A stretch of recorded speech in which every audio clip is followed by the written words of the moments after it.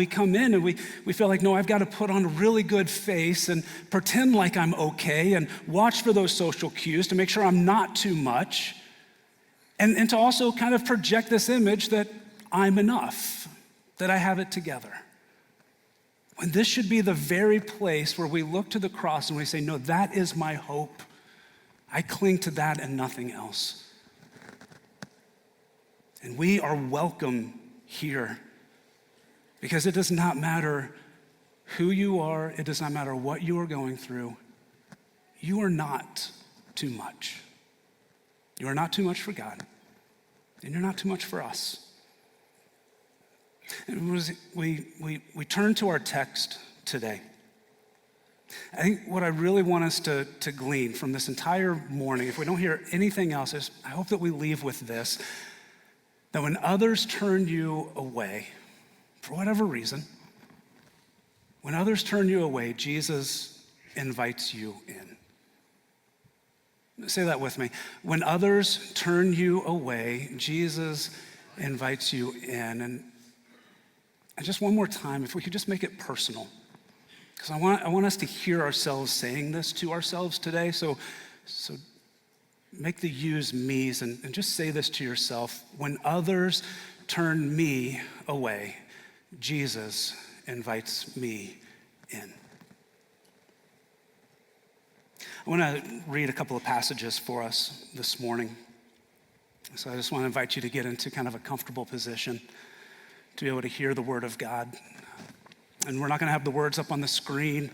I just want you to sit as I read these words over you and let them wash over you in a new way. One of them I'm going to read as Psalm 23. It may be very familiar to you. I'm just praying this morning that you'll be able to hear it with fresh ears, receive it. And then the other one's going to be our text for this morning. And I'm going to read it in its entirety, and then we'll go back and we'll kind of take it a little bit chunk by chunk. But let's just listen to the word of the Lord this morning.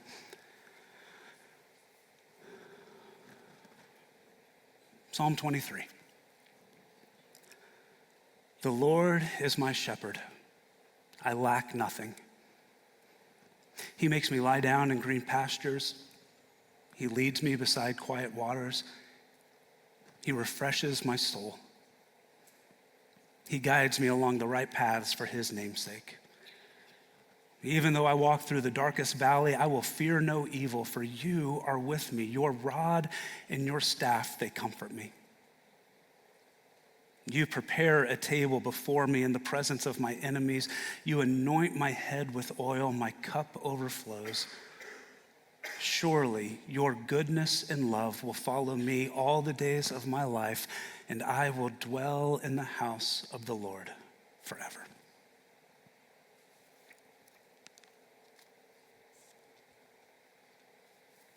Mark 6. The apostles gathered around Jesus and reported to him all that they had done and taught. And then because so many were coming and going that they didn't even have a chance to eat, he said to them, hey, come get away with me by yourselves to a quiet place and get some rest. And so they went away by themselves in a boat to a solitary place. But many who saw them leaving recognized them and ran on foot from all the towns and got there ahead of them.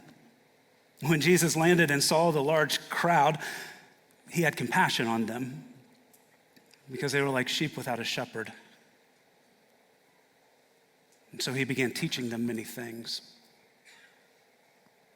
By this time, it was late in the day, so his disciples came to him. This is a remote place, they said, and it's already very late. Send the people away so that they can go to the surrounding countryside and villages and buy themselves something to eat. But he answered, well, you give them something to eat.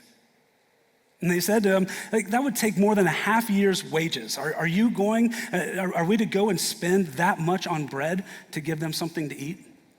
Well, how many loaves do you have? Jesus asked. Go and see. And so they went out and they said, well, we have 5 loaves and 2 fish. Then Jesus directed them to have all the people sit down in groups in the green grass. So they sat down in groups of hundreds and 50s. Taking the 5 loaves and the 2 fish, he looked up to heaven, he gave thanks and he broke the loaves. Then he gave them to his disciples to distribute to the people. He also divided the 2 fish among them all. They all ate and were satisfied. And the disciples picked up 12 basketfuls of broken pieces of bread and fish.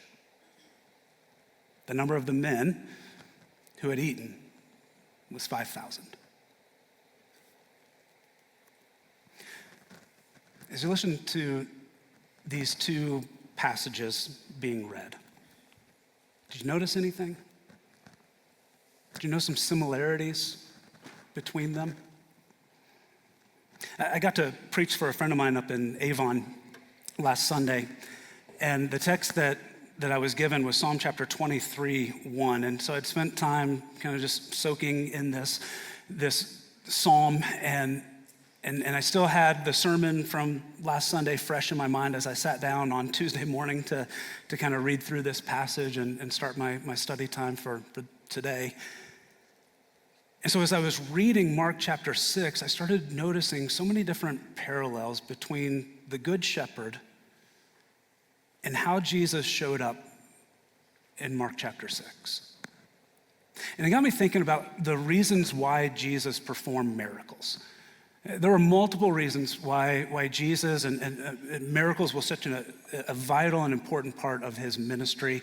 I think one of the reasons certainly was to demonstrate the power of God.